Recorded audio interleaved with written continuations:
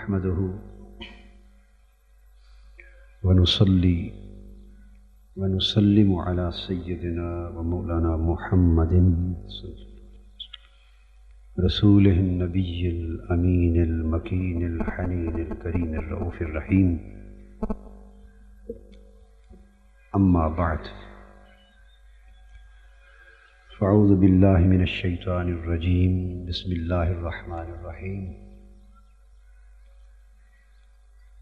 قل إن كان آباؤكم وأبناؤكم وإخوانكم وأزواجكم وعشيرتكم وأموال اقترفتموها وتجارة تخشون كسادها ومساكن ترضونها أحب إليكم من الله ورسوله وجهاد في سبيله فتربصوا حتى يأتي الله بأمره والله لا يهدي القوم الفاسقين. صدق الله مولانا العظيم.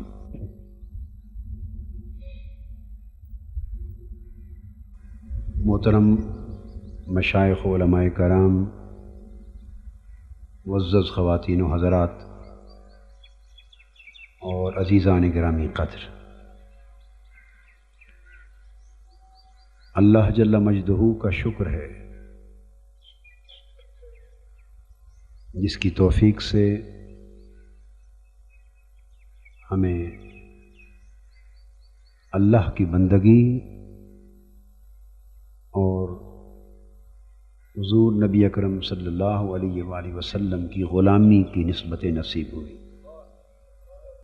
میں نے آج کی گفتگو کے موضوع کے طور پر سورہ توبہ کی آیت نمبر 24 کی تلاوت کی. اللہ تبارک و تعالیٰ نے اس آیت کریمہ میں ہمیں دین اور دنیا کا ایک جامع تصور عطا کر دیا اور یہ راز کامل طریقے سے سمجھا دیا ہے کہ دین کیا ہے اور دینی زندگی یا دینداری کیا ہے. بنیادی طور پہ آج میری گفتگو کا موضوع یہ ہے. ہم دین کو سمجھنے کے معاملے میں جزئیت پسند ہو گئے ہیں، یعنی دین کے جو مختلف اجزاء ہیں، تعلیمات کے اجزاء اور ہدایات کے مختلف اجزاء، اپنی اپنی پسند اور طبع کے مطابق ہم نے ان میں سے بعضوں کو لے لیا ہے، بعضوں کو چھوڑ دیا. اور جس طبقے نے جتنا حصہ لیا ہے وہ یہ سمجھ رہا ہے کہ بس جتنا حصہ میں نے قبول کیا یہی سارا دین ہے، اور جو دوسرے کے پاس ہے اس کا دین سے کوئی تعلق نہیں. یہ سوچ بنیادی طور پہ فرقہ واریت کو جنم دیتی ہے. جب آدمی جز کو کل بنا دیتا ہے یا کل کو جز میں سکیڑ دیتا ہے تو دین دین نہیں رہتا، وہ تصور فرقے میں بدل جاتا ہے.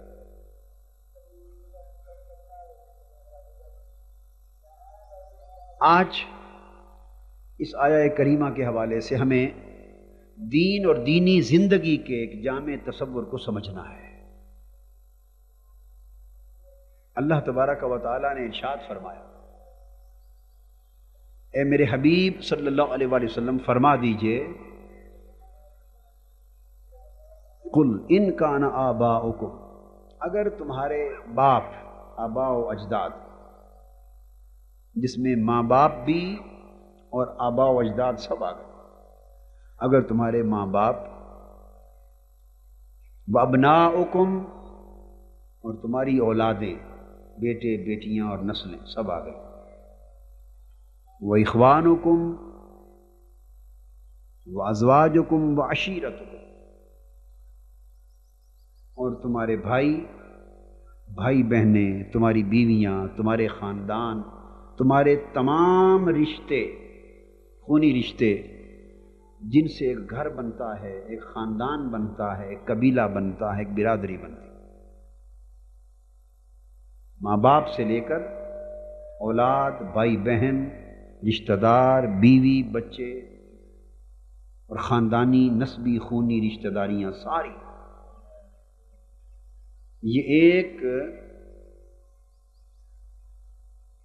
اللہ رب العزت نے ایک گروپ بیان کیا ہے محبت کا۔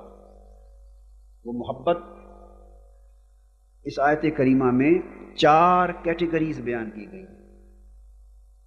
انسان کی محبت دنیا میں جس جس شے کے لیے اور جس جس کے لیے ہوتی ہے اس کو قرآن مجید نے یہاں کلاسیفائی کیا، اس کے حصے بنا دیے ہیں، گروپس اور کیٹیگریز بنا دی ہیں، اور بات کو بڑے منظم اور سسٹمیٹک طریقے سے سمجھا دیا۔ ایک محبت ہماری ہوتی ہے خونی رشتوں کی، اور وہ موٹے موٹے رشتے سارے قرآن مجید نے اس آیت کریمہ کے شروع میں گنوا دیے۔ ماں باپ سے محبت ہوتی ہے اولاد کو، اور ماں باپ کو اولاد سے محبت ہوتی ہے، بیوی کو شوہر سے اور شوہر کو بیوی سے ہوتی ہے، بھائی بہنوں کی محبت ہوتی ہے، اور قریبی خونی رشتہ داریوں میں جہاں ایک دوسرے کے ساتھ ہم منسلک ہوتے ہیں، یہ آپس کے نسبی خونی رشتوں کی محبتوں کا ایک حلقہ ہے۔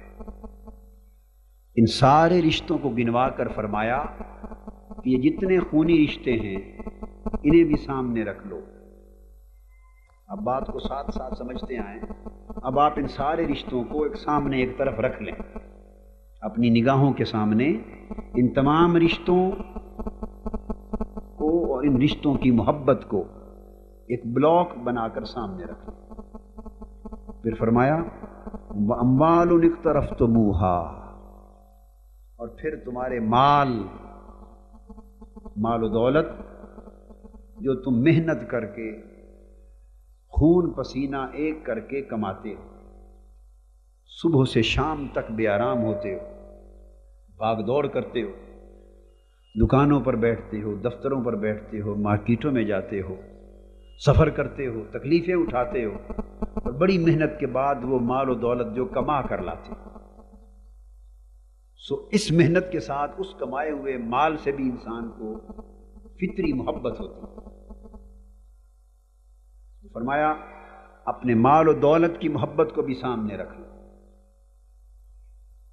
اب آپ ترتیب سے ایک قطار بناتے چلے آئیے، اپنے تمام خونی رشتوں کو، ماں باپ اولاد سمیت خونی رشتوں کی محبت کو بھی رکھ لیں، اور پھر وہ مال جو لاکھ جتن کر کے محنتیں کر کے کما کے لاتے ہو، اس مال کو اور اس کی محبت کو بھی سامنے رکھ لو۔ پھر فرمایا وَتِجَارَةٌ تَخْشَوْنَ كَسَادَهَا، اور پھر تمہاری تجارت، تمہارے کاروبار جس میں ہر وقت تمہیں گھاٹے کا، نقصان کا، خسارے کا خطرہ لگا رہتا ہے، کھٹکا لگا رہتا ہے، خدشہ رہتا ہے، اور بسا اوقات اس کی خاطر تمہیں رات کی نیند بھی نہیں آتی، سوئے ہوئے بھی انگلیوں پر شمار کرتے رہتے ہو پیسوں کا، اتنے دیے ہوئے ہیں، اتنے لینے ہیں، آج ریٹ چڑھ گیا ہے، آج مندہ ہے، آج نفع میں جا رہا ہوں، نقصان میں جا رہا ہوں، کہیں اتنا گھاٹا نہ پڑ جائے، اتنا مال فلاں جگہ پڑا ہے، بیچنا ہے، مارکیٹ میں ڈیمانڈ نہیں رہی، تو تم سوتے جاگتے چلتے پھرتے تمہارا ذہن ایک پریشانی میں، فکر میں، تشویش میں، سوچ میں مبتلا رہتا ہے کہ کہیں نقصان نہ ہو جائے۔ بڑی محنتوں کے ساتھ اپنے کاروبار اور تجارت کو تم سنوارتے ہو، اور اس کے ساتھ جو تمہیں محبت ہے اس کو بھی سامنے رکھ لو۔ اور پھر فرمایا وَمَسَاكِنُ تَرْضَوْنَهَا، اور پھر یہ سب کچھ اس لیے کرتے ہو کہ دنیا میں تمہیں راحت اور آرام کی زندگی نصیب ہو، اچھے اچھے مکان اپنی بساط کے مطابق بناتے ہو، کوٹھیاں بناتے ہو، بنگلے بناتے ہو، جتنی دولت جتنے وسائل تمہیں میسر ہوتے ہیں آرام دہ رہائش گاہیں بناتے ہو، اور پھر بنا کر اچھے خوبصورت نقشے بنواتے ہو آرکیٹیکٹ سے، اور پھر خوبصورت مکان بنتے ہیں تو دیکھ دیکھ کے خوش ہوتے ہو، آنے جانے والوں کو دکھاتے ہو کہ میں نے اس طرح مکان بنوایا، یہ میرے مکان کا نقشہ ہے، ہر ایک کے ساتھ باتھ روم ہے، یہ ٹی وی لاؤنج ہے، یہ فلاں ہے، یہ فلاں ہے، تو تم بناتے ہو اور پھر پسند کرتے ہو، پیار کرتے ہو ان رہائش گاہوں کو، کیونکہ ان سے تمہیں راحت اور آرام کی زندگی ملتی۔ فرمایا وہ خوبصورت تمہارے دل کو بھانے والی رہائش گاہیں، اور جو تمہاری چاہت اور محبت ان رہائش گاہوں کے ساتھ ہے انہیں بھی سامنے رکھ لو۔ قرآن مجید نے 4 کیٹیگریز گنوا دی۔ فرمایا تمہارے صاف خونی رشتوں کی محبت، اور مال و دولت کی محبت، اور تجارت اور کاروبار کی محبت، اور تمہاری پسندیدہ اور مرغوب زینت والی رہائش گاہوں کی محبت۔ ارشاد فرمایا اگر یہ ساری محبتیں خواہ تنہا تنہا خواہ سب مل کر، اگر یہ ساری محبتیں بڑھ جائیں، زیادہ ہو جائیں، کس سے؟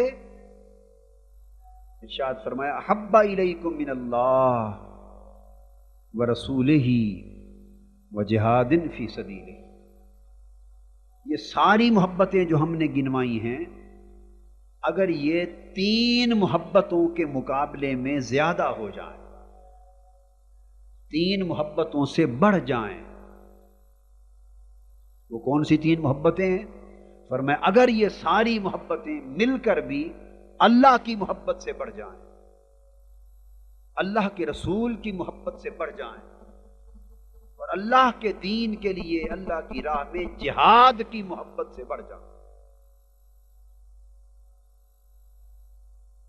اگر یہ ساری محبتیں اللہ کی محبت سے، اللہ کے رسول کی محبت سے، اللہ کی راہ میں جہاد کی محبت سے بڑھ جائیں، فَتَرَبَّصُوا حَتَّى يَأْتِيَ اللَّهُ بِأَمْرِهِ، تو پھر اللہ کے عذاب کا انتظار کرو، اللہ کے عذاب کا انتظار کرو، اس دن کا انتظار کرو جب اللہ کے عذاب کا امر آئے گا، اور تمہاری تباہی اور بربادی کی داستان شروع ہوگی، ذلت و رسوائی کی داستان شروع ہوگی۔ واللہ لا یہدی القوم الفاسقین، اور پھر اللہ ایسے نافرمان لوگوں کو کبھی منزل عطا نہیں کرتا، ہدایت نہیں دیتا کہ وہ اپنی منزل پر جا پہنچے۔ نافرمان قوم کس کو کہا؟ القوم الفاسقین، نافرمان قوم کو اللہ ہدایت نہیں دیتا، نہ سیدھی راہ چلنے کی توفیق نصیب ہوتی ہے اس قوم کو، اور نہ اس نافرمان کو کبھی منزل نصیب ہوتی، وہ در بدر ٹھوکریں کھاتے۔ ذلت و رسوائی اور تباہی و ہلاکت اس نافرمان قوم کا مقدر بن جاتا ہے۔ باری تعالیٰ وہ نافرمان قوم کون ہے؟ کس قوم کو نافرمان کہا جا رہا ہے؟ فرمایا اس قوم کو نافرمان کہا جاتا ہے اللہ کے حضور کہ جس قوم کے لوگوں کے دلوں میں اپنے رشتوں کی محبت اللہ اور اس کے رسول کی محبت سے بڑھ جائے، اپنے مال و دولت کی محبت اللہ، اس کے رسول اور دین کی محبت سے بڑھ جائے، اپنی رہائش گاہوں، تجارتوں، کاروبار، معیشت اور زینتوں کی محبت اللہ، اس کے رسول اور اس کے دین کی محبت اور جہاد کی محبت سے بڑھ جائے۔ بس اگر محبتوں کا توازن بگڑ جائے، محبتوں کا توازن بگڑ جائے تو ایسی قوم اللہ کے حضور نافرمان بن جائے۔ یہ ترجمہ ہے اور مختصر مفہوم ہے اس آیت کریمہ کا۔ اب اس ترجمے سے جو عنوان اخذ کر رہا ہوں آج کے خطاب کا، جو آج کے خطاب کا عنوان بنے گا، موضوع بنے گا، وہ ہے محبتوں کا توازن۔ کیا عنوان بنا؟ محبتوں کا توازن۔ اور اگر میں اس کو ایک جملے کی صورت میں پورا خلاصہ بیان کر دوں تو دین کس شے کا نام ہے؟ محبتیں متوازن ہو جائیں تو دین ہے، محبتیں غیر متوازن ہو جائیں تو کفر۔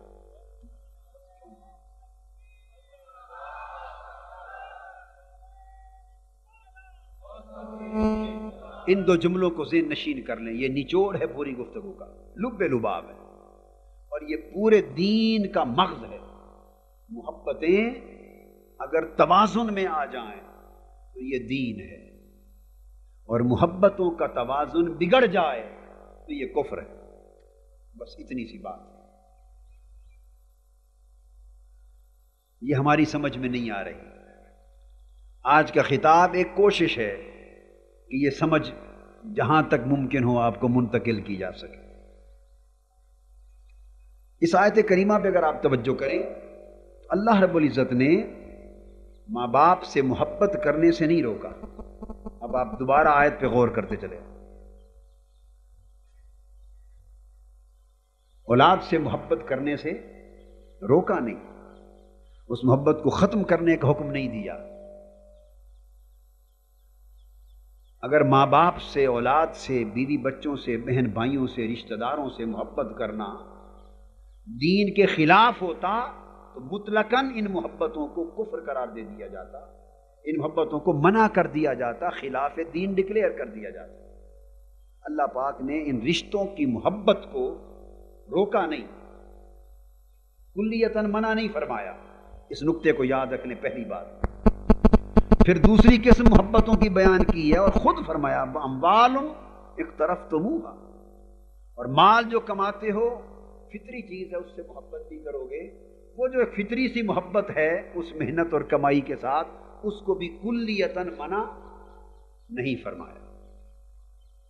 پھر فرمایا وَتِجَارَةٌ تَخْشَوْنَ كَسَادَهَا، فطری امر ہے، تمہاری تجارت، تمہارا کاروبار، محنت کر کر کے تم نے دکان بنائی ہے، فیکٹری بنائی ہے، تجارت اور کاروبار آغاز کیا ہے، اور اس کے گھاٹے کا، نقصان کا ہر وقت کھٹکا لگا رہتا ہے تو دل اس کے ساتھ دھڑکتے ہیں، ایک فطری بشری تقاضا ہے۔ اس محبت کو، رغبت کو بھی کلیتاً منع نہیں فرمایا۔ وَمَسَاكِنُ تَرْضَوْنَهَا، تم شوق محبت سے اللہ کے دیے ہوئے حلال رزق سے گھر بناتے ہو، کوٹھیاں بناتے ہو، بنگلے بناتے ہو، رہائش گاہیں بناتے ہو، پسند کرتے ہو، فطری تقاضا ہے، ہم اس کی محبت سے کلیتاً تمہیں منع نہیں کرتے۔ اب ہم اس جملے کی تفصیل میں جا رہے ہیں کہ محبتوں کے توازن کا نام دین، اور محبتوں کے توازن کے بگڑ جانے کا نام بے دینی۔ یہی نافرمانی، یہی فسق، یہی فجور اور یہی کفر تک جا پہنچتا۔ تو ان محبتوں سے منع نہیں کیا، بلکہ کیا فرمایا؟ ارشاد فرمایا احب الیکم، اگر یہ محبتیں، ادھر یہ محبتیں، یہ چار کیٹیگریز ہیں، اور ادھر فرمایا کہ تین محبتیں ان کے مقابلے میں اور ہیں، وہ حقیقت میں ایک ہی محبت ہے۔ جیسے یہ چاروں محبتیں بھی اپنی حقیقت میں ایک ہی محبت ہے، مگر یہ ایک ہی محبت کے چار مظاہر ہیں، ادھر وہ ایک ہی محبت ہے، اس کے تین مظاہر۔ یہ دنیا کی محبت، رشتوں کی محبت، مال و دولت کی محبت، تجارت کی محبت، رہائش گاہوں کی محبت، بنیادی طور پہ اسے اگر ایک عنوان دینا چاہیں تو یہ کیا ہے؟ بولیے، دنیا کی محبت۔ یہ دنیا کی محبت ہی کے مظاہر ہیں۔ اب یہاں ایک اعتقادی نقطہ بھی ساتھ آ رہا ہے، اس کو بھی سمجھ لیں۔ کوئی دانا عقل مند آدمی انکار کر سکتا ہے اس بات سے کہ نام تو چار محبتوں کے لیے ہے، مگر کوئی کہہ سکتا ہے کہ ایک محبت کو دوسرے سے مختلف شے ہے؟ بس سارے کے سارے مظاہر ہیں ایک ہی محبت کے، اور وہ کیا ہے؟ دنیا کی محبت۔ کبھی دنیا کی محبت رشتوں میں ظاہر ہوتی، کبھی دنیا کی محبت مال و دولت کے روپ میں ظاہر ہوتی، کبھی دنیا کی محبت کاروبار اور تجارت کی شکل میں ظاہر ہوتی ہے، کبھی دنیا کی محبت خوبصورت رہائش گاہوں کے روپ میں ظاہر ہوتی ہے۔ یہ آئینے، وہ جو دنیا کی محبت کا حصہ انسان کی طبیعت میں رکھا گیا ہے، دنیا کی محبت کا ایک حصہ انسان کی فطرت میں، طبیعت میں وضعیت کیا گیا، یہ اللہ نے رکھ دیا ہے قصہ۔ وہ محبت کا جوہر کبھی خونی رشتوں کے آئینے میں چمکتا ہے، کبھی مال و دولت کے آئینے میں چمکتا ہے، کبھی کاروبار و تجارت کے آئینے میں چمکتا ہے، کبھی رہائش گاہوں کے آئینے میں چمکتا ہے۔ محبت ایک ہی ہے، اس کے روپ جدا جدا ہیں، اس کے مظاہر جدا جدا ہیں، آئینے جدا جدا ہیں۔ یہ بات آپ سمجھ گئے؟ تو جس طرح ایک ہی محبت کے چار روپ ہیں، اور ایک ہی محبت کے چار مظاہر ہیں، اور ان میں کوئی تنافی، باہمی کوئی تضاد ان میں، حتیٰ کہ کوئی فرق تک نہیں ہے۔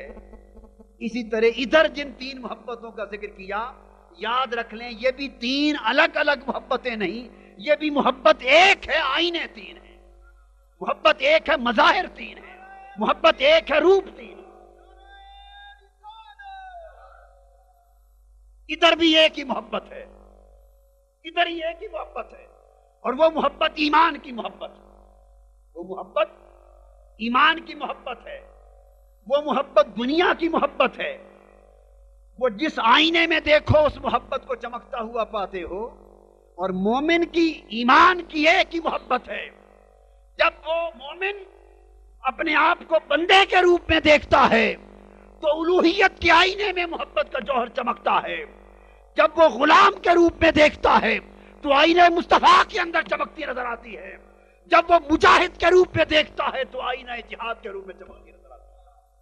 تو جس طرح کاروبار اور تجارت اور مال و دولت کی محبت کو دو الگ محبتیں تصور نہیں کیا جا سکتا، اسی طرح اللہ کی محبت اور اس کے حبیب مصطفیٰ کی محبت کو دو جدا محبتیں تصور نہیں کیا جا سکتا، ایک ہی محبت ہے۔ کہنے کو وہاں بھی چار محبتیں ہیں، لکھنے کو یہاں بھی تین محبتیں ہیں، مگر نہ وہ چار ہیں نہ یہ تین ہیں۔ وہ بھی ایک ہے، یہ بھی ایک ہے۔ اس کے آئینے چار ہیں، اس کے آئینے تین ہیں۔ کبھی وہ محبت نسبت توحید کے روپ میں چمکتی ہے، کبھی نسبت رسالت میں چمکتی ہے، کبھی نسبت دین میں چمکتی ہے، کبھی تعلق ابدیت میں چمکتی ہے، کبھی تعلق غلامی میں محبت رسول میں چمکتی ہے، کبھی تعلق اتباع دین میں چمکتی ہے۔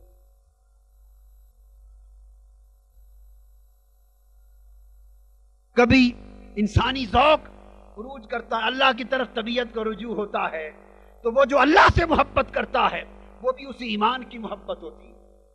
کبھی وہ گنبد خضرا کو تکتا ہے تو آقا دو جہاں کی زلفوں کا اسیر ہوتا ہے، آپ کے چہرے انور کا اسیر ہوتا ہے، آپ کے حسن سراپا کا اسیر ہوتا ہے۔ وہ چلتے گلی کو مدینے کے گلی کوچوں سے محبت کر رہا ہوتا ہے، مگر رب کہتا ہے کہ یہ جو میرے مدینے کے گلی کوچوں سے محبت ہو رہی ہے، میرے مصطفیٰ کی زلفوں سے محبت ہو رہی ہے، ان کے حسن سراپا سے محبت ہو رہی ہے، یہ نہ سمجھنا کہ یہ فقط رسول کی محبت ہے، نیچے رہ گئی، مظہر فرش پر ہے مگر محبت کی حقیقت عرش پر ہے۔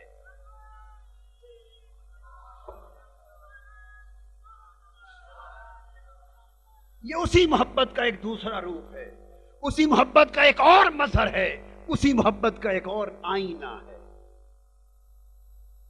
کبھی وہ محبت دین کے تعلق میں چمکنے لگتی ہے، تو محبت ادھر بھی ایک ہے اور محبت ادھر بھی ایک ہے۔ تو یہ اعتقادی طور پہ بات ایک مسلمان کو بڑی واضح ہونی چاہیے کہ اللہ کی محبت اور رسول کی محبت میں فرق کرنا اس طرح ہے جیسے دین کو ٹکڑے کرنا۔ جو اللہ کی محبت اور رسول کی محبت میں فرق کرتا ہے اور ایک نہیں سمجھتا، اللہ اور رسول کی محبت کو ایک نہیں سمجھتا، اس نے نہ اللہ کو جانا ہے نہ اس کے رسول کو جانا ہے، نہ اللہ کو پہچانا ہے نہ رسالت کو، نہ توحید کو پہچانا ہے نہ رسالت کو پہچانا۔ یہ ایک ہی محبت ہے، آئینے دو ہیں۔ اسی طرح پھر دین کی محبت بھی وہی محبت ہے مگر اس کے ظہور کا ایک تیسرا آئینہ، اس پر ہم آگے آئیں گے انشاءاللہ۔ اولاً یہ بات سمجھانا چاہتا تھا کہ مجموعی طور پر دو محبتیں بن گئیں، ادھر دنیا کی محبت ہو گئی، ادھر اللہ رسول کی محبت ہو گئی۔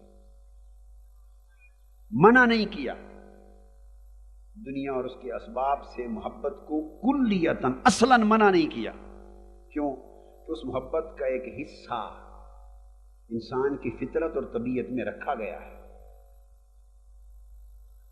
اگر وہ حصہ محبت کا رکھا ہی نہ جاتا تو مومن کی ایمان کی آزمائش کی بھی کوئی راہ پیدا نہ ہوتی۔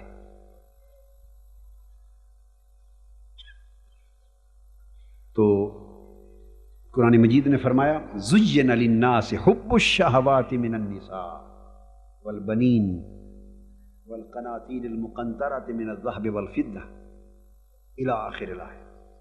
फरमाया ज़ुय्यिन लिन्नास हुब्बुश्शहवाति मिनन निसा,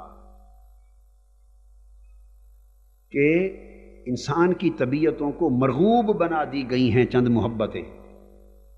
इंसान की तबीयत के लिए कुछ मोहब्बतें खुशनुमा बना दी गई हैं, उसकी तबीयत में कुछ मोहब्बतें, चाहतें, रग़बतें वदियत कर दी गई हैं, उनका हिस्सा उसकी तबीयत में रख दिया गया। उसमें औरतों की मोहब्बत है, बच्चों की मोहब्बत है, माँ बाप की मोहब्बत है, रिश्तों की मोहब्बत है, पैसे टके की मोहब्बत है, कारोबार की मोहब्बत है, तिजारत की है, इक़्तिदार की है, हुकूमत और सल्तनत की है, ओहदा मनसब की है, ताकत की है। ये सब दुनिया के, इसमें ज़्यादा मज़ाहिर गिनवा दिए, ये सारे 5 मज़ाहिर इधर गिनवा दिए। ये सारी दुनिया की जो मोहब्बतें हैं, फरमाया इंसानी तबीयत में इन मोहब्बतों को मरगूब और खुशनुमा करके दिखाया गया, तो हिस्सा दे दिया है। अब क्या फरमाया, इधर ये मोहब्बतों का हिस्सा इंसान की तबीयत में रख दिया इस आयत करीमा में, ये सूरह आले इमरान में। और फिर उसके साथ फरमाया अगली आयत है, मेरे हबीब सल्लल्लाहु अलैहि वसल्लम इन्हें बता दे कि दुनिया और दुनिया की मुख्तलिफ मज़ाहिर, इनसे मोहब्बत का हिस्सा तुम्हारी तबीयत में हमने रख दिया है। और अब लामोहला तबीयतें इधर राग़िब होंगी, इनको चाहेंगी। अब इन्हें फरमा दे, कुल अउनब्बिउकुम बिखैरिम मिन ज़ालिकुम लिल्लज़ीना इत्तक़ौ इंद रब्बिहिम।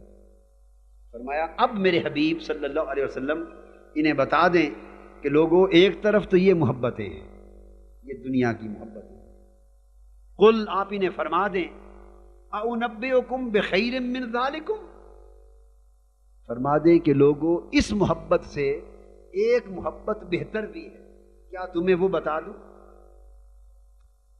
कुरान मजीद एक मुआजना कर रहा है। फरमाया ये मोहब्बतें तुम्हारी तबीयतों में रख दी हैं, अब इन्हें फरमा दें कि इससे बेहतर भी एक शय है, एक रग़बत इससे बेहतर भी है, एक मोहब्बत इससे आला भी है, क्या वो भी तुम्हें बता दी जाए? मगर ये राज कि ये दूसरी मोहब्बत जो बताई जा रही है, ये दुनिया की हर मोहब्बत से आला है। ये राज समझ में उसी के आएगा, लिल्लज़ीना इत्तक़ौ, जो तकवा वाले हो जाए, जिनके अंदर अल्लाह की बंदगी का जौहर चमक उठेगा, जिनके दिलों में अल्लाह का खौफ, उसकी खशियत जगह पकड़ ले, तो जिनका ताल्लुक अल्लाह के साथ कायम हो जाएगा। ये राज, ये जो अगली बयान होने वाली मोहब्बत दुनिया की पिछली सब मोहब्बतों से बेहतर है, ये उन्हीं को नजर आएगी कि बेहतर है। और फिर उसको बयान फरमा दिया, लिल्लज़ीना इत्तक़ौ इंद रब्बिहिम जन्नातुन तजरी मिन तहतिहल अनहार, और वो आखिरत की मोहब्बत है जहां अल्लाह की कुर्बत की जन्नतें और बागात हैं, कुर्बत इलाही के बागात, जिसमें नेक और पाकीज़ा जोड़ हैं, जिसमें नेमतों के फल हैं, जिसमें अल्लाह की रजा के पेड़ लगे हुए, अल्लाह की रजा के फल हैं। रिज़वानुम मिनल्लाहि अकबर, वो बड़ी ऊंची शय है। तो इन दो मोहब्बतों का मुआजना वहां भी किया, यहां भी वही बात हो रही। फरमाया ये मोहब्बतें हमने तुम्हारी तबीयत में रखी हैं, इन्हें रखो। इन मोहब्बतों के अंदर कुफ्र नहीं, दुनिया की इन मोहब्बतों में जिनमें हम घिरे हुए हैं, असलन इनके वजूद में कुफ्र और नाफरमानी नहीं।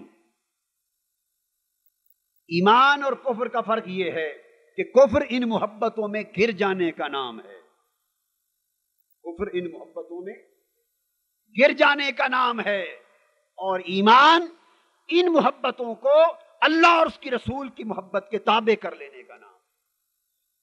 अल्लामा इकबाल ने फरमाया, काफिर की ये पहचान कि आफाक में गुम है, काफिर की ये पहचान कि आफाक में गुम है, और मोमिन की ये पहचान कि गुम उसमें है आफाक। काफिर दुनिया के पीछे होता है और دنیا مومن کے پیچھے، نہ تو زمین کے لیے ہے نہ آسماں کے لیے، جہاں ہے تیرے لیے، تو نہیں جہاں کے لیے۔ سخر لکم ما فی السماوات و ما فی الارض جمیعا منہ، زمین و آسمان کی ساری کائنات اے بندے تیرے لیے بنائی گئی ہے، تو اس مادی کائنات کے لیے نہیں بنایا گیا، کائنات تیرے لیے بنائی گئی۔ اور بندہ پوچھتا ہے مولا میں کس کے لیے بنایا گیا؟ فرمایا تو میرے لیے بنایا گیا۔ کائنات بندے کے لیے بنائی گئی، بندہ اللہ کے لیے بنایا گیا، بندہ خدا کے لیے بنایا گیا۔ وما خلقت الجن والانس الا لیعبدون، کائنات بندے کے لیے بنی اور بندہ اللہ کے لیے بنا، بندہ اللہ کے لیے بنا۔ اور ارشاد فرمایا جا رہا ہے کہ اب پرکھنے کے لیے کہ بندہ اپنی بندگی پر قائم بھی ہے یا نہیں، اگر تو بندہ اس دنیا میں بھی آ کر اللہ ہی کے لیے رہے۔ ایک زمانہ بندے کا وہ تھا جب اس کے اندر دنیا اور دنیا کی محبتیں نہیں رکھی گئی، نہ بندہ دنیا میں رکھا گیا تھا نہ دنیا بندے میں رکھی گئی۔ ایک زمانہ وہ تھا کہ نہ بندہ دنیا میں رکھا گیا تھا، اترا ہی نہیں تھا بندہ نیچے دنیا پر، اور نہ دنیا کی محبت بولیے بندے میں رکھی گئی تھی۔ بندہ دنیا سے دور تھا، دنیا بندے سے دور تھی، مگر اس وقت بندے کی بندگی کی پرکھ نہیں تھی۔ کیا خبر کہ کھڑی بندگی کس کے پاس، وہ تو ماحول میں رکھنے کے بعد امتحان سے ہی پتہ چلنا تھا نا۔ تو بندہ تھا، انسان بڑا پرانا ہے، یہ جب پیدا ہوا تب سے انسان نہیں بنا، یہ تو انسان کا ایک ظہور ہے، یہ انسان کا ایک ظہور ہے جسے پیدائش کہتے ہیں۔ یہ انسانی زندگی کا ایک ظہور ہے، ایک باب ہے انسانی زندگی کا، جسے پیدائش سے شروع کرتے ہیں۔ اس سے پہلے بھی انسانی زندگی کا ایک باب ختم ہو چکا، جب وہ عالم ارواح میں تھا، ماں کے پیٹ میں آنے سے پہلے جب وہ عالم ارواح میں رکھا گیا تب بندہ نہ دنیا میں تھا نہ دنیا بندے میں تھی۔ تو بندہ اور انسان تب بھی تھا عالم ارواح میں، وہ بھی ایک باب زندگی تھا، ختم ہو گیا۔ اور لوگوں، انسان کی زندگی کا ایک باب عالم ارواح میں آنے سے بھی پہلے تھا، جب عالم ارواح بھی نہیں بنا تھا، انسان تب بھی تھا، جب عالم ارواح بھی نہیں بنا تھا تو انسان تب بھی تھا۔ اور قرآن کہتا ہے هل اتى على الانسان حين من الدهر لم يكن شيئا مذكورا، کہ انسان کی زندگی پر اور انسان پر ایک زمانہ ایسا بھی گزر چکا ہے جب وہ انسان تو تھا مگر کوئی قابل ذکر شے نہ تھا۔ کوئی پوچھ لے بھی کیا تھا، اس کا جواب کچھ نہ تھا بھی اور نہ بھی تھا۔ هل اتى على الانسان، انسان پر ایک زمانہ ایسا گزر چکا ہے، بولیے نا انسان پر، تو انسان تھا تو اس پر زمانہ گزرا نا، اگر وہ انسان ہی نہیں تھا سرے سے تو زمانہ کس پر گزرا؟ قرآن تو کہہ رہا ہے کہ انسان پر ایک زمانہ ایسا گزرا جب وہ کچھ قابل ذکر شے نہ تھا۔ اب آپ کے ذہنوں میں سوال ہوگا جب وہ کچھ شے ہی نہ تھا تو انسان تھا کیا تھا؟ وہ اللہ کا راز تھا۔ اس وقت وہ کیا تھا؟ وہ اللہ کا راز تھا اور اللہ اس کا راز تھا۔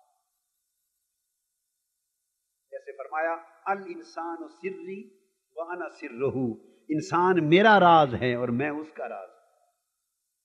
تو انسان اس وقت اللہ کا راز تھا، عالم ارواح میں آیا، نہ وہاں انسان کی انسانیت کی پرکھ ممکن تھی، کیونکہ پرکھ تو ہوتی ہے کھڑے کی کھوٹے کے ساتھ،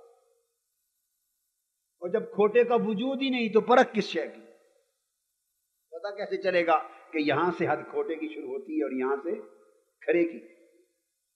تو کھوٹی شے ہی نہیں بنی تھی، نہ اس کی محبت رکھی گئی تھی، تو پرکھ کیسے ہوتی؟ تو نہ اس پہلے باب زندگی میں انسان کی پرکھ تھی، نہ عالم ارواح میں انسان کی بندگی کی پرکھ تھی۔ یہ تیسرا دور ہے جس سے ہم گزر رہے ہیں،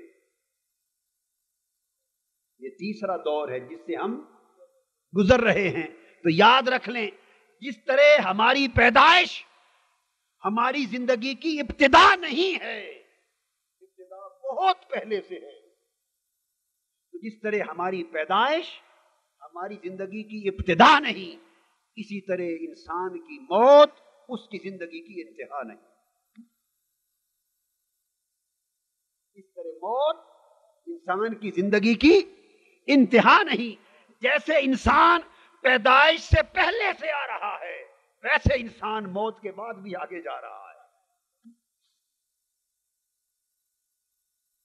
تو پیدائش بھی ایک دروازہ ہے اس دنیا کی حویلی میں آنے کا، اس زندگی کی حویلی میں آنے کا دروازہ ہے، اور موت اس حویلی کو چھوڑ کر اگلی حویلی میں جانے کا دروازہ ہے۔ آگے بھی زندگی کا ایک باب ہے، اور پھر اس سے آگے بھی زندگی کا ایک باب ہے۔ جیسے دو باب پیدائش سے پہلے ہیں، ویسے اگلے دو باب اس موت کے بعد بھی ہیں۔ ایک قبر میں رکھے جانے سے لے کر قیامت تک، برزخ کا باب، اور ایک قیامت کے دن پھر اٹھائے جاؤ گے، اس اٹھنے سے لے کر پھر انتہا تک، پھر اس کی انتہائی کوئی نہیں، اگلا باب ہے آخرت کا باب۔ تو پرکھ کہاں ہو رہی ہے؟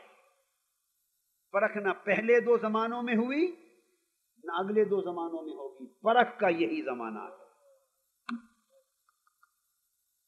پرکھ کا، چونکہ نہ پیچھے دنیا تھی نہ آگے دنیا ہے، یہ دنیا کے جو چند دن ہیں یہ پرکھ کے دن ہیں۔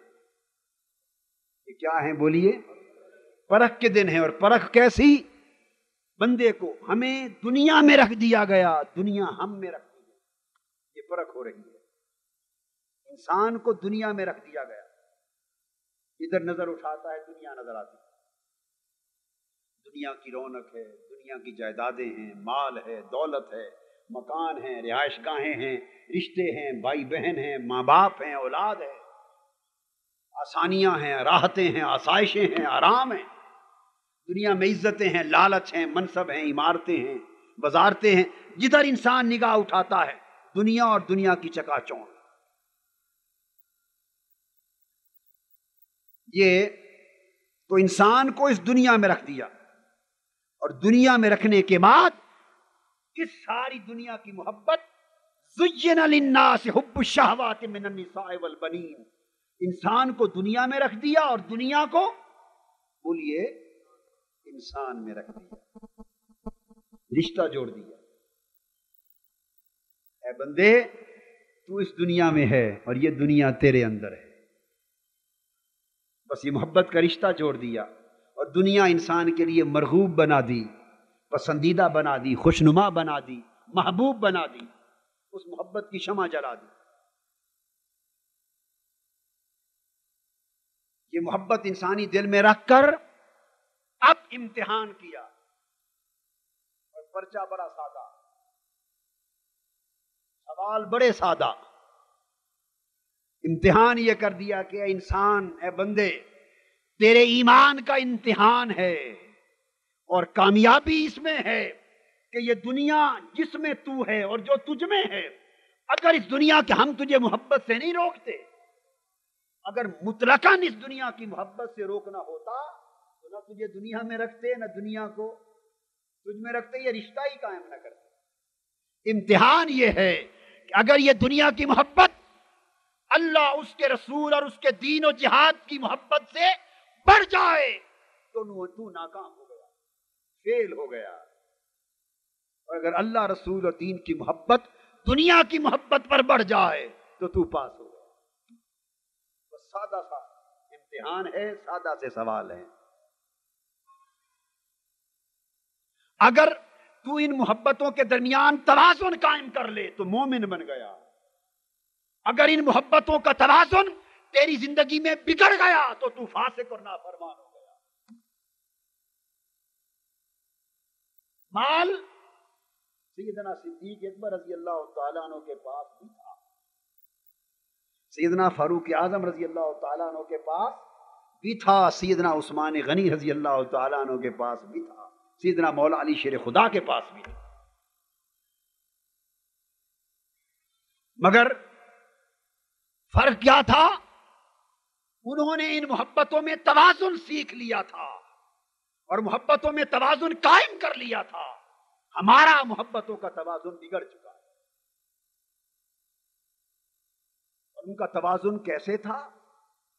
مال تھا گھر میں، آواز دی اللہ کے دین کو مال کی ضرورت ہے، اللہ کے دین کو تمہارے مال کی ضرورت ہے۔ اب پھر اس کے درجے تھے، سیدنا صدیق اکبر رضی اللہ تعالیٰ عنہ نے سارا مال اٹھا کے آقا کے قدموں میں رکھا۔ حضور علیہ السلام نے پوچھا یا ابا بکر ما ابقیت لأہلک، گھر والوں کے لیے کیا چھوڑ آئے ہو؟ عرض کیا یا رسول اللہ ابقیت لہم اللہ ورسولہ، مال یہاں لایا ہوں، اللہ رسول گھر والوں کے لیے چھوڑ آیا ہوں، اللہ رسول چھوڑ آیا ہوں، بس کافی، اللہ رسول کافی۔ وہ یہ راز سمجھ گئے تھے کہ جب قربانی کا وقت آئے تو مال ہے قربانی کے لیے، اللہ رسول نہیں۔ مال قربان کر دو، اللہ رسول کی محبت قربان نہ کرو۔ وہ ایمان جو اللہ رسول کی محبت قربان کر دے، مال بچا لیں، دنیا کا رشتہ بچا لیں، دنیا کی نسبت بچا لیں، دنیا کی محبت بچا لیں، اور دین رسول اور اللہ کی محبت قربان کر دیں، وہ سمجھ لیں کہ وہ نافرمانی کی راہ پر ہیں اور کفر کی منزل کی طرف جا رہے ہیں۔ وہ لوگ جو اللہ رسول اور دین و جہاد کی محبت کو بچا لیں اور وقت آنے پر دنیا اور دنیا کی محبت اور نسبت کو قربان کر ڈالیں، اور سمجھ لیں کہ وہ ایمان کی راہ پر ہیں اور معرفت کی منزل پہ جا رہے ہیں۔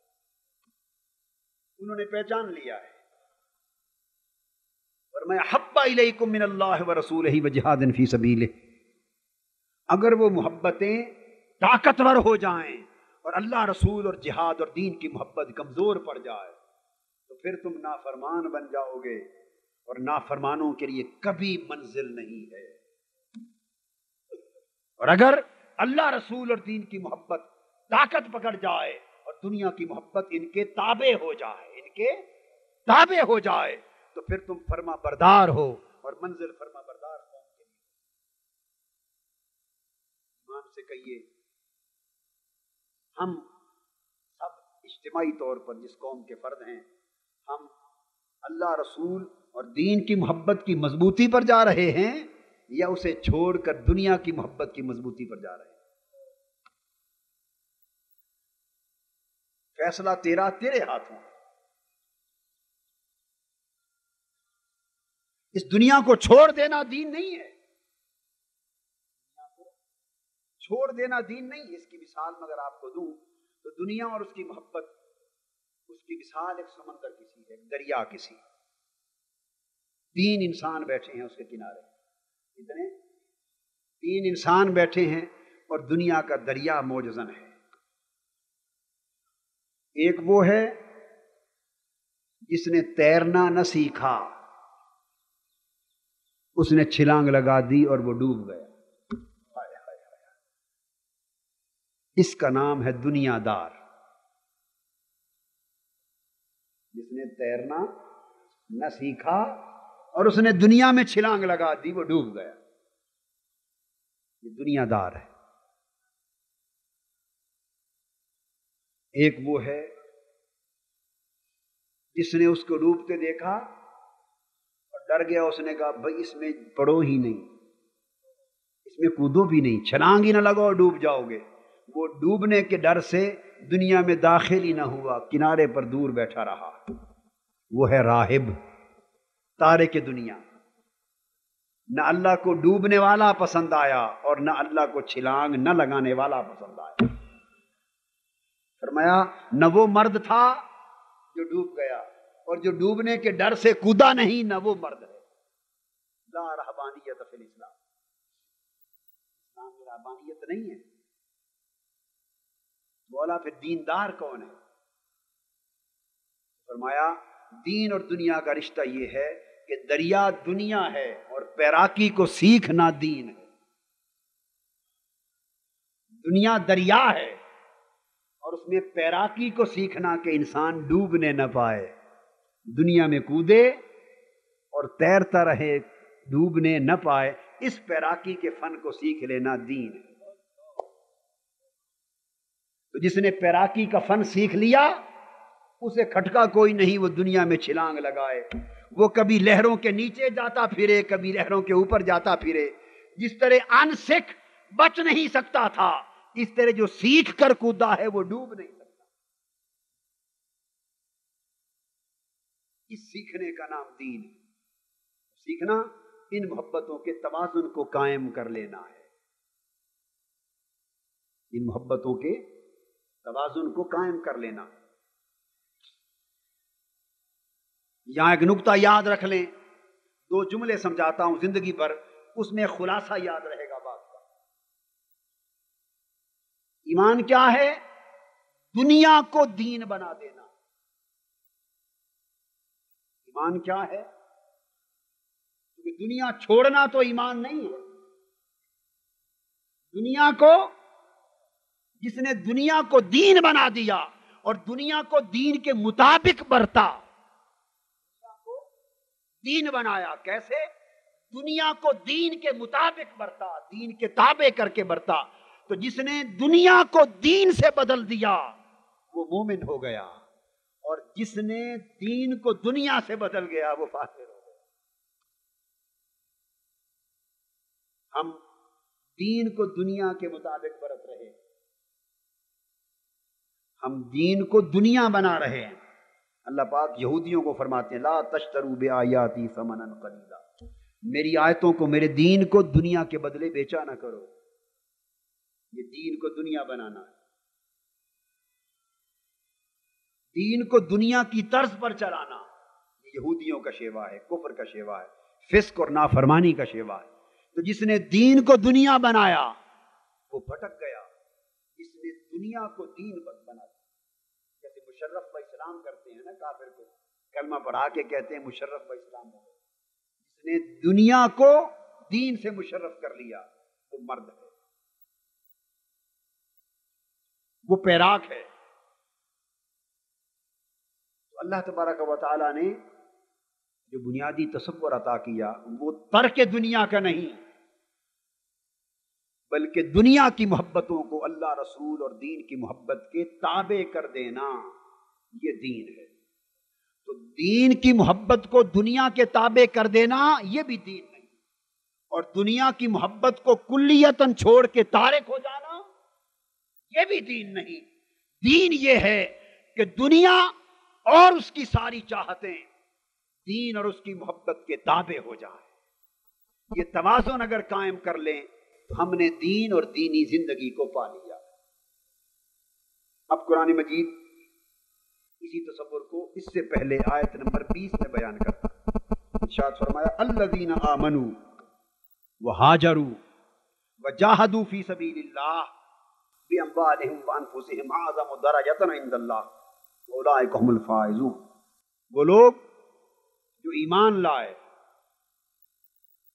جنہوں نے ہجرت کی اور جنہوں نے اللہ کی راہ میں اپنی جان و مال سے جہاد کیا. دین کا درس دیا جا رہا ہے، 3 شرطیں عائد کر دی.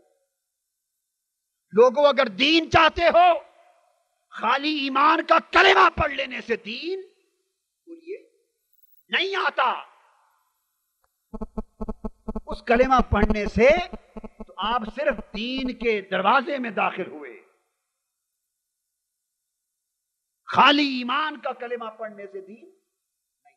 وہاں تو 3 شرطیں، الذین آمنوا وہاجروا وجاہدوا. دین اگر سیکھنا ہے تو دین کی 3 شرطیں ہیں، ایک ایمان ہو، ایک ہجرت ہو اور ایک جہاد ہو. دین ان 3 شرائط کو پورا کرنے کا نام، ان 3 اجزاء کو یکجا کرنے کا نام ہے. جب ایمان آپ کے اندر، ہمارے اندر ایمان آ گیا تو ایمان کا مطلب کیا ہے؟ اللہ رسول کی محبت سب رشتوں کی محبت پر غالب آ گئی. ایمان کا معنی بچوں کی محبت پر غالب آ گئی. سیدنا صدیق اکبر رضی اللہ تعالی عنہ غزوہ بدر کے موقع پر آپ کا ایک بیٹا آپ مد مقابل کفر کی طرف سے جنگ لڑ رہا ہے، بچ گئے. بعد ازاں وہ مسلمان ہو گئے اور صحابیت کا شرف میں نصیب ہوا. جب وہ بیٹا صحابی بن گیا، ایک روز عرض کرتا ہے ابا جان سیدنا صدیق اکبر رضی اللہ تعالیٰ عنہ کی خدمت میں، ابا جان ایک بات بتائیں، غزوہ بدر میں جب میں تلوار لے کر آپ کے مقابلے میں لڑ رہا تھا، باپ بیٹا آمنے سامنے تھے، یہ توازن، اس توازن کا نام دین ہے. ایک طرف دین آ گیا نا، ایک طرف رشتہ آ گیا، ایک طرف باپ بیٹے کا خونی رشتہ آ گیا، ایک طرف دین آ گیا. ایسی صورت آ گئی کہ دونوں نہیں بچتے، ایک بچتا. ایسی صورت آ گئی کہ یک وقت دونوں یا دین کی نسبت بچتی ہے یا خونی نسبت بچتی ہے. جب یہ تقابل آ جائے تو دنیا کے رشتے کو چھوڑ دینا، دین بچا لینا، اس مرد کو مومن کہتے ہیں. ہماری حالت کیا ہے؟ ہماری حالت یہ ہے کہ اگر دین اور دنیا کا ٹکراؤ نہ ہو تو دین چلتا ہے. جہاں دین کے مقابلے میں دنیا کا مفاد آ گیا، دین کے مقابلے میں برادری آ گئی، دین کے مقابلے میں رشتہ داری آ گئی، دین کے مقابلے میں معاشی مفاد آ گیا، دین کے مقابلے میں سیاسی مفاد آ گیا، دین کے مقابلے میں جہاں دنیا آئی دین جاتا کیا، دنیا کا دامن تھام لیا. یہ ہمارا کردار ہے یہ نہیں؟ بولیے. ادھر اللہ رسول ہو، ادھر برادری ہو، پھر برادری بڑی یا اللہ رسول بڑا؟ ہم نے تو برادری کو بڑا بنا رکھا. اگر آپ کی سمجھ میں یہ بات نہ آئے کہ برادری کیسے بڑی ہو گئی، دنیاوی مفاد کیسے بڑا ہو گیا، لالچ دنیا کا کیسے بڑا ہو گیا، پوری قوم اسی راہ پر ہے. تو میں ایک مثال دے دیتا ہوں. حضرت خواجہ شاہ سلیمان توسوی رحمۃ اللہ علیہ کی خدمت میں ایک صاحب گئے بیعت کرنے کے لیے. میں بیعت کرنے آیا ہوں، پڑھا لکھا آدمی ہے، عالم ہے. فرمایا کل بیعت کریں گے، آج رات قیام کریں. اچھا حضرت کوئی نصیحت کر دیں. فرمایا آپ اتنے پڑھے لکھے آدمی ہیں تو کیا نصیحت کرنی ہے آپ کو، عالم ہیں. کہا نہیں نصیحت کر دیں. فرمایا نصیحت اتنی ہے کہ اگر اتنی نصیحت ہے اگر خود کو یعنی اللہ کو اگر اپنے آپ سے بڑا نہیں سمجھتے تو کم سے کم برابر ہی سمجھ لیا کرو. نصیحت اتنی ہے کہ اگر اللہ کو اپنے آپ سے بڑا نہیں جانتے تو کم سے کم برابر ہی جان لیا کرو. وہ کہنے فرمانے لگے استغفر اللہ العظیم، یہ کیسے ہیں جو شرک کر دیا، کفر کر دیا، اللہ انسان کے برابر. فرمانے لگے میں نے تو پہلے ہی کہا تھا مولوی صاحب آپ عالم آدمی، ہم فقیر لوگ ہیں، ہم کیا نصیحت کریں آپ کو. آپ نے زندگی پہ نصیحت کرو تو ہم نے کر دی. تو ہماری تو نصیحتیں ایسی ہوتی ہیں بس. اچھا آپ رات سوئیں، کل بات ہوگی. رات مہمان خانے میں بھیج دیا.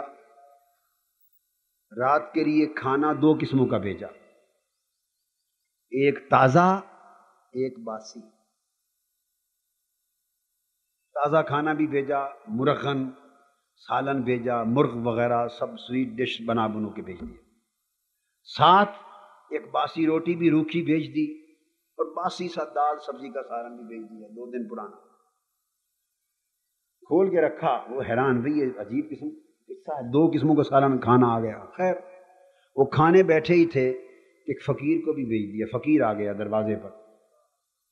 اس نے آ کے آواز دی میں 2 دن سے بھوکا ہوں، اللہ کے لیے مجھے کچھ دے دو، اللہ کے لیے دے دو. اس نے کہا چلو کام بن گیا. وہ جو روکھی سوکھی روٹی اور باسی سالن آیا تھا نا وہ اللہ کے لیے بھیج دیا، باقی مرغن مرغ وغیرہ خود کھا لیا. صبح حاضری ہوئی تو پوچھا بھئی وہ نصیحت یاد ہے کل والی؟ انہوں نے کہا جی نہیں وہ تو بڑی عجیب بات تھی، کوئی اور نصیحت کریں. تو میں وہ بات عجیب کیسی تھی، یعنی وہ تو کفر ہے. اسے کہا ہم تو ابھی اسی کو ہی پکاتے پھرتے. کہنے لگے کیسے؟ فرمانے لگے بات یہ ہے کہ اگر تم اللہ کو اپنے سے بہتر جانتے، اللہ کو اپنے سے بہتر جانتے تو اللہ کے نام پر اللہ کے لیے جو مانگنے آیا تھا اس کے لیے مرغ بھیجتے، خود دال کھاتے. اس کے لیے تازہ کھانا بھیجتے، خود باسی کھاتے. اگر بہتر جانتے تو تقسیم یوں کرتے. تو میں نے تو بہتر کی بات ہی نہیں کی تھی، آپ سے کہا تھا جب بہتر نہیں تو کم سے کم برابر تو جانو. اگر برابر ہی جانا ہوتا تو آدھی آدھی کر لیتے، آدھا مرغ خود کھا لیتے، آدھا اللہ کے نام پہ بھیجتے. آپ نے تو برابر بھی نہ جانا، باسی اللہ کے نام پہ بھیج دی اور تازہ مرغ آپ خود کھا لیے. ابھی کہتے ہیں کہ کفر ہے. کفر تو سارا اندر لیے پھرتے ہیں، اوپر ایمان کے دعوے. یہ ہمارا کردار ہے، زبانوں پر دعوے ہیں، بڑے بڑے دعوے ہیں، اندر سارا بت خانہ ہے، اندر کفر ہے، خبر ہی نہیں اللہ کی معرفت کی. یہ وہ نقطہ ہے جو سمجھانا چاہتا ہوں. حدیث پاک میں ہے، سیدنا ابو ہریرہ رضی اللہ تعالیٰ عنہ راوی ہیں، صحیح بخاری میں مسلم متفق علیہ حدیث. آپ نے فرمایا لا یؤمن احدکم حتی اکون احب الیہ من ولدہ ووالدہ والناس اجمعین. تم میں سے کوئی شخص اس وقت تک ایماندار نہیں ہو سکتا جب تک اس کے دل میں اپنے اولاد کی محبت، اپنے والدین کی محبت، حتیٰ کہ ساری کائنات انسانی کی محبت میری محبت سے نیچے نہ رہ جائے اور میں ساری محبتوں سے زیادہ محبوب تر نہ ہو جاؤں. اس وقت تک وہ ایماندار نہیں. یہ تو ہے جو حضرت ابو ہریرہ کو بتایا. ان کے بھی درجے تھے نا سب صحابہ کرام کے.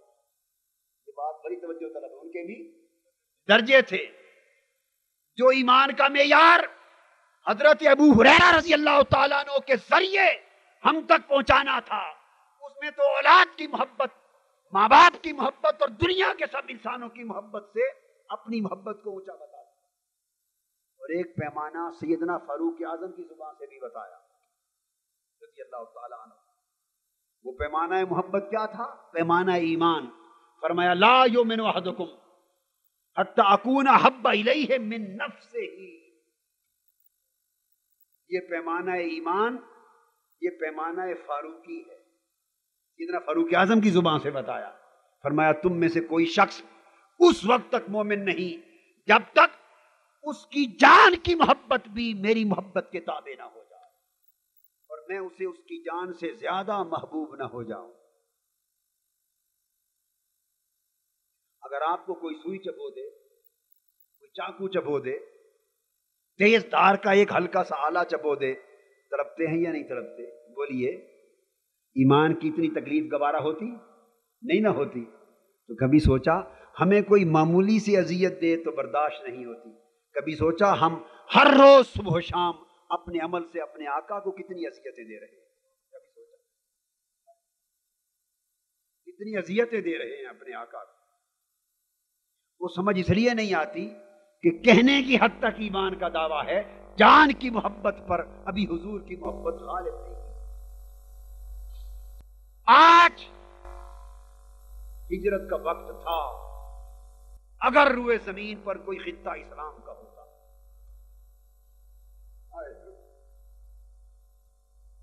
جس دور میں آج ہم بیٹھے ہیں، اس دھرتی پر پاکستان پر یہ ہجرت کا وقت تھا. اگر روئے زمین کا کوئی خطہ اسلام کا ہوتا، مگر افسوس کہ آج پورے عالم اسلام میں اسلام اجنبی.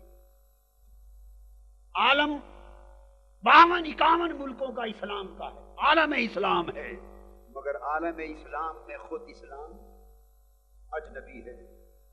پورے مسلمانوں کے دیس میں کوئی دیس اسلام کا نہیں جہاں اسلام ہو، اسلام کا نظام ہو، قرآن و سنت کی زندگی ہو.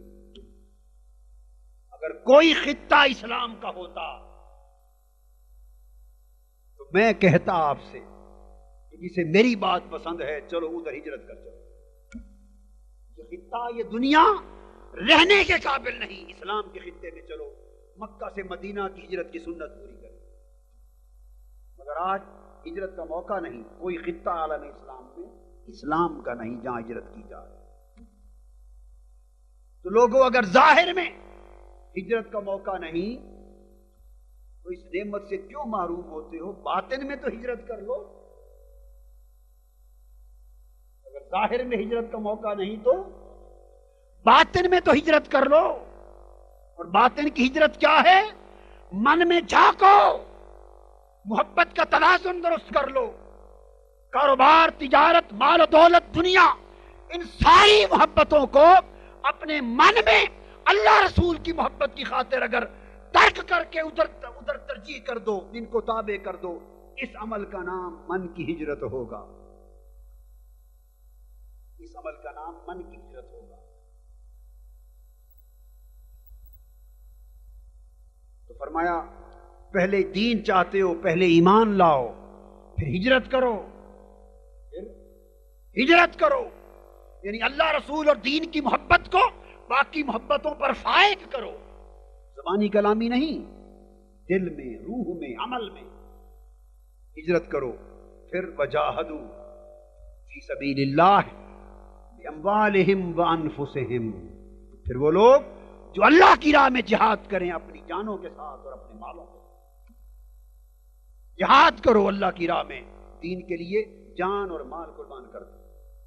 جہاں مال کی قربانی آ گئی، جان کی قربانی آ گئی، ایمان میں رشتوں اور محبتوں کی قربانی آ گئی، ہجرت میں گھر بار اور کاروبار کی قربانی آ گئی، اور جہاد میں تن من دھن، مال اور جان کی قربانی آ گئی۔ فرمایا وہ لوگ جو ان ساری محبتوں کو کا سودا اللہ کے ساتھ کر دیتے ہیں، ساری محبتوں کا سودا اللہ کے ساتھ کر لیتے ہیں، فرمایا اعظم درجۃ عند اللہ، تمہیں کیا خبر ان کے درجے بڑے اونچے ہیں، ان کے درجے بڑے اونچے ہیں۔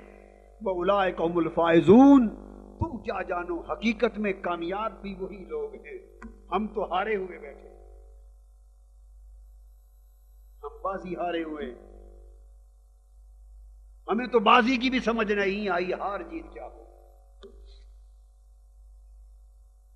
جو لوگ اللہ رسول کے لیے لٹ جاتے ہیں وہی جیتتے ہیں۔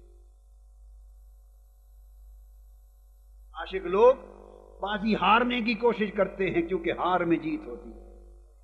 عاشقوں کی، مجنوں کی ہار میں، جو عشق میں بازی ہارتا ہے وہ جیتتا ہے۔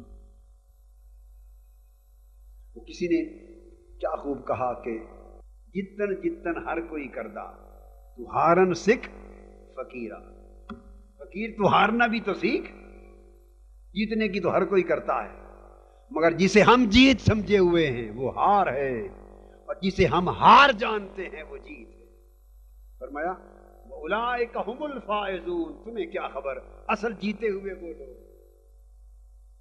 جو ایمان، ہجرت اور جہاد کی نسبت سے دنیا کی بازی اللہ رسول کے سامنے ہار دیتے، اس سودے میں خود کو بیچ دیتے۔ ان اللہ اشتری من المؤمنین بانفسہم واموالہم بان لہم جنہ، اللہ کے ساتھ سودا کر لیتے ہیں، آخرت کے سودے میں دنیا کی بازی دے دیتے ہیں۔ فرمایا حب الیکم من اللہ ورسولہ وجہاد فی سبیلہ، اللہ کی محبت غالب ہو، رسول کی محبت غالب ہو، دین کی اور جہاد کی محبت غالب ہو۔ اب ان محبتوں کا موازنہ اللہ جامی نے سلسلۃ الذہب میں، اور حضرت بابا فرید الدین گنج شکر نے اسرار الاولیاء، حضرت سیدنا ابراہیم علیہ السلام کا واقعہ بیان کیا۔ فرماتے ہیں ان کے پاس ریوڑ تھا اس وقت 1000 بکریاں، 1000 بکریوں کا ریوڑ تھا، اور اس سے زائد مویشی تھے، اتنا بڑا ریوڑ تھا۔ اور جب ایوب علیہ السلام کا امتحان آیا 10,000 سے زائد مویشی، جب سلیمان علیہ السلام کا امتحان آیا ساری دنیا کی متاع اور سلطنت اور دولت کے پاس، یہ سب امتحان آتے رہے، کوئی ہار جیت کی بازی سے گزرتے رہے یہ عاشق لوگ۔ سیدنا ابراہیم علیہ السلام کے لیے فرماتے ہیں کہ جبرائیل امین نے عرض کیا کہ میں جا کے امتحان تو لوں ان کا، باری تعالیٰ اجازت ہے، فرمایا لے لو۔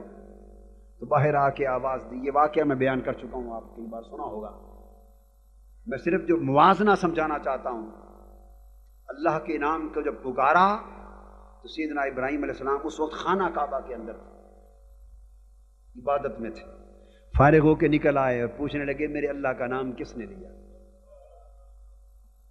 دور کھڑا تھا انسانی شکل میں، انسانی بشری پیکر میں فرشتہ، بتایا میں نے لیا ہے۔ فرمانے لگے ایک بار پھر سنا دو اللہ کا نام، احب الیکم من اللہ، یہ ریوڑ ہے، مویشی ہے، مال و جائیداد ہے، محبت ہے، سب چیزیں موجود ہیں، فرمایا میرے اللہ کا نام سنا دو، محبتوں کا مقابلہ ہو رہا ہے۔ اس نے پوچھا سناؤں تو کیا دو گے؟ فرمایا یہ ہزارہا ریوڑ بکریوں اور مویشیوں کے کھڑے ہیں، آدھا دے دوں گا۔ اس نے نام لیا اللہ، آپ اس ذوق میں وجد میں آ کے بے ہوش ہو کے گر پڑے، ایک نعرہ لگایا، چیخ نکلی عشق وجد انگیز تھی، ہوش میں آئے، آدھا ریوڑ اٹھا کے دے دیا۔ وہ جانے لگے، پھر پکڑ لیا، فرمایا جاتے جاتے ایک بار پھر سنا جاؤ یار کا نام۔ پوچھا آپ کیا دو گے؟ فرمایا باقی ریوڑ بھی لے جاؤ، مال دے دیا، حب الیکم من اللہ۔ پھر سن کے جب جانے لگے پکڑا، ایک بار اور سنا جاؤ۔ میں نے کہا مال تو سارا دے دیا، اب کیا دو گے؟ فرمایا مجھے بھی لے جاؤ، میں تیرے ریوڑ کی رکھوالی کروں گا اور یار کا نام سنتا پھروں۔ جبرائیل امین چلے گئے، مولا تیرا بندہ حق ہے، تیرا سچا عاشق ہے، حب الیکم من اللہ، ساری محبتیں اللہ کی محبت پر جب وقت آتا ہے قربان کرتے ہیں، لٹا دیتے ہیں۔ سیدنا ایوب علیہ السلام پر جب آزمائش کا وقت آیا، سال ہا سال تک زخم کی تکلیفوں میں مبتلا رہے، اور آزمائش تھی چکے، اور آخری ہر آزمائش میں کامیاب ہوتے گئے۔ آخری آزمائش شیطان نے کہا اب باری تعالیٰ موقع دے، اب جسم کی تکلیف کی بھی آزمائش ہو، تاکہ یہاں پتا چلے کہ جان جب تکلیف میں آتی ہے تو تب تیرا بندہ کہاں تک ثابت قدم رہتا ہے۔ فرمایا یہ آزمائش نہیں کرتا۔ ایسے کیڑے جسم کے زخموں میں ڈال دیے جو ڈستے تھے اور زخموں کی ٹیس اٹھتی تھی، شدت کی ٹیس اٹھتی تھی، اور کس کس آزمائش سے گزرے؟ 2 صحابی تھے اس وقت، گاؤں والوں نے باہر اپنے گاؤں سے باہر اکیلا ڈال دیا، شہر سے باہر اکیلا ڈال دیا۔ وہ جو کلمہ پڑھ چکے تھے انہوں نے کلمہ تو نہ چھوڑا، مگر سیدنا ایوب علیہ السلام کو وہ بھی چھوڑ گئے۔ بنی اسرائیل کے مختلف لوگ گزرتے، اور ان قریبیوں نے یہاں تک کہنا شروع کر دیا، 12 سال جب گزر گئے، یہاں تک کہنا شروع کر دیا اے ایوب علیہ السلام اللہ سے معافی مانگو، وہ اتنی بڑی خطا تو ہوئی ہے جس سے اللہ ناراض ہو گیا ہے کہ آج اتنے سال گزر گئے ہیں، معافی بھی ہونے کو نہیں آ رہی، یہ تانے بھی سننے کو ملے کہ اللہ ناراض ہے۔ ایک بار اس وقت رو پڑے جب قرآن مجید میں آتا ہے نا ارسنی مسنی الضر وانت ارحم الراحمین، مولا مجھے اب تکلیف ہوئی ہے اور تو رحم فرمانے والا ہے۔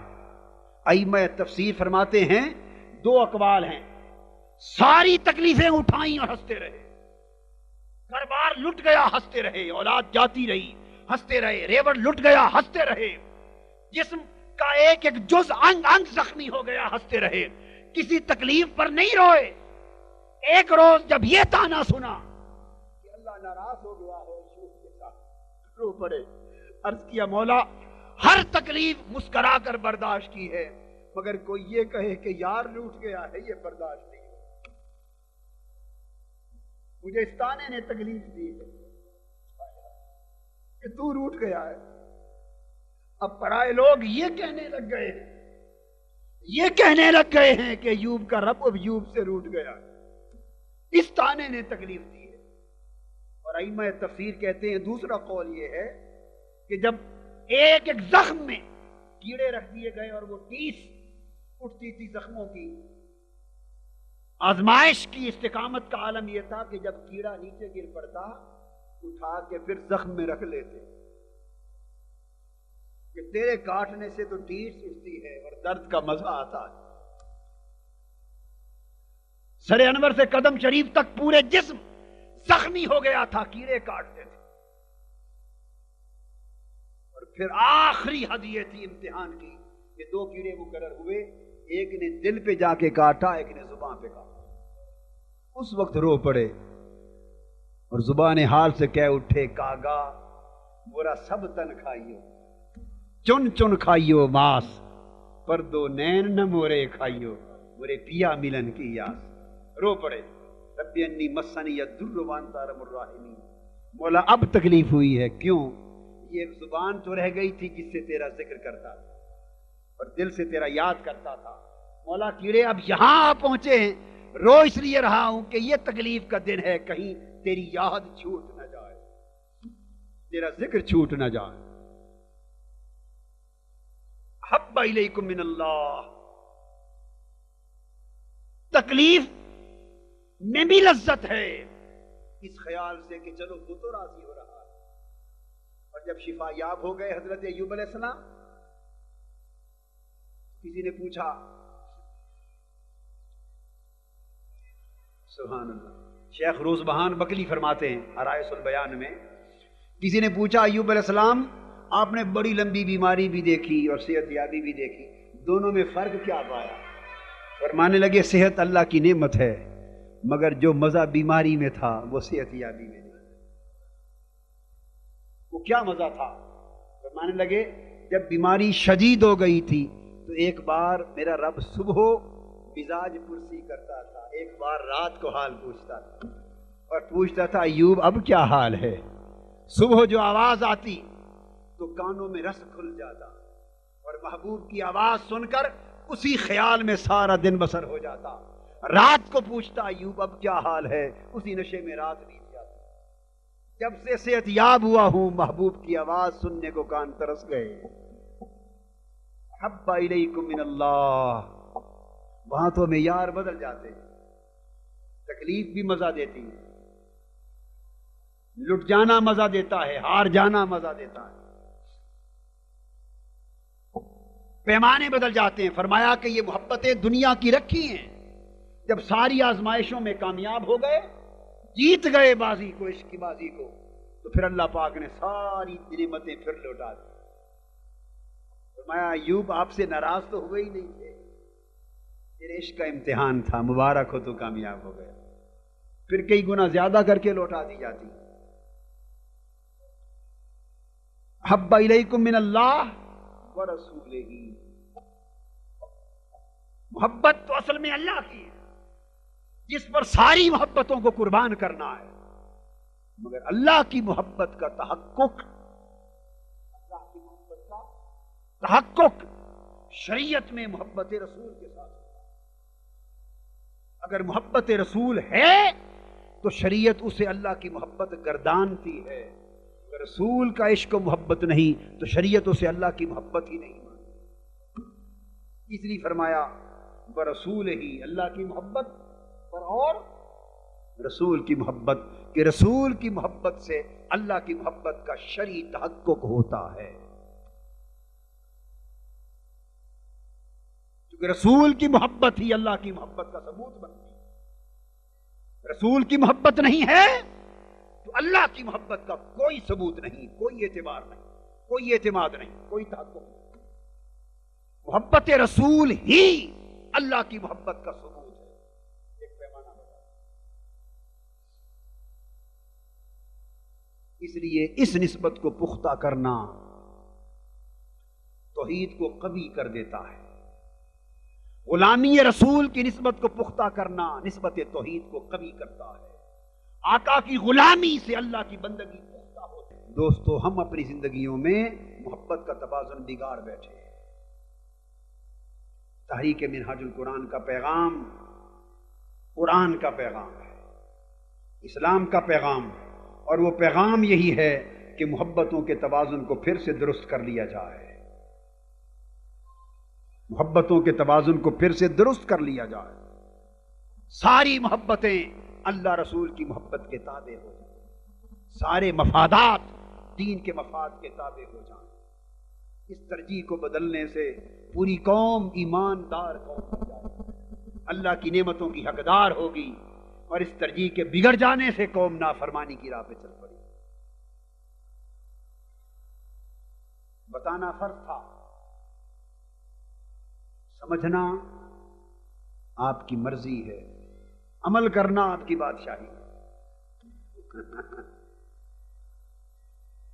मगर हक यह है कि इस राज को समझ लेंगे, अमल में ले आएंगे, कामयाबी की राह उलाइका हुमुल फाइजून, उसे कामयाबी की मंजिल नसीब हो जाएगी। ये जो दर बदर भटकते फिरते हैं, भटकना बंद हो जाएगा। और जब तक कौम और उम्मत इस राज को नहीं समझेगी, तब तक भटकना बहकना खत्म नहीं होगा। जिस दिन राज समझ में आ जाएगा, तकदीर बदल जाएगी। हमें चाहिए कि तहरीक मिनहाजुल कुरान के सिपाही कम से कम वो तो इस राज को सबसे पहले समझें और अपनी जिंदगी को और जिंदगी के अमाल को इस उसूल पर उस्तवार करें।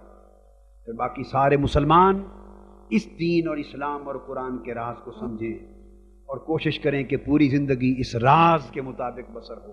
अल्लाह पाक हमारे अमाल, अहवाल और नियत की इस्लाह फरमाए। वमा अलैना इल्लल बलाग।